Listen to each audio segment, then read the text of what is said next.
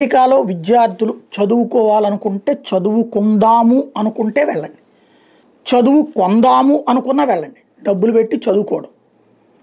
చదువుకుందామంటే కుదరదు. ఎందుకంటే చదువుకునేటప్పుడు ఏదో పని చేసుకుని సంపాదించుకుని చేస్తాం. చదువుకునేటప్పుడు ప్రాబ్లం లేదు. డబ్బులు పెట్టి కోట్లు పెట్టి కొంటాం, అక్కడ ఉంటాం, దర్జాగా ఎంజాయ్ చేస్తాం. ఇప్పుడు చదువుకుందాం అనుకునే వాళ్ళకి అమెరికా కష్టం. తాజాగా మరిన్ని ఆంక్షలు పెరిగిపోతున్నాయి. దాన్ని ఏమంటారు, వీసాకి సంబంధించినటువంటిది ఆన్లైన్లో పేర్లు కొట్టుకుపోతున్నాయి, తీసేస్తున్నారు. ఇంకా ఇంటర్వ్యూస్ లేవు. యూనివర్సిటీలు అక్కడ సంకనాకిపోతాయి. ఎందుకంటే అత్యధికంగా మన ఇండియా విద్యార్థులు, అందులో మన తెలుగు విద్యార్థులు ఎక్కువగా ఉంటుంటారు. మన వాళ్ళకి ఇక్కడ మన పిల్లలు బతకడం కంటే కూడా అమెరికాలో చదువుకున్నారంటే గొప్ప. అట్లా చదువుకుని అక్కడే సెటిల్ అయిపోతాడు. అప్పుడు ఇక్కడ మన వాళ్ళకి మంచి అమ్మాయి దొరుకుతుంది.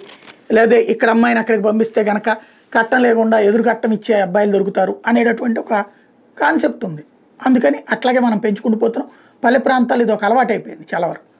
ఇప్పుడు చూస్తే అక్కడ సిచ్యుయేషన్ ఏంటయ్యా అంటే, చదువుకోవడానికి వెళ్తే చదువుకోవడమే చేయాలి, వేరేది ఏం చేసినా కుదరట్లేదు.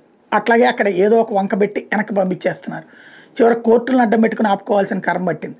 చివరికి మన బిడ్డల్ని విద్యార్థులుగా మంచి ఉద్యోగులుగా చేయాలనుకుందామా, ఖైదీలుగా దేశ బహిష్కృతులుగా చేద్దాం అనుకుంటామా?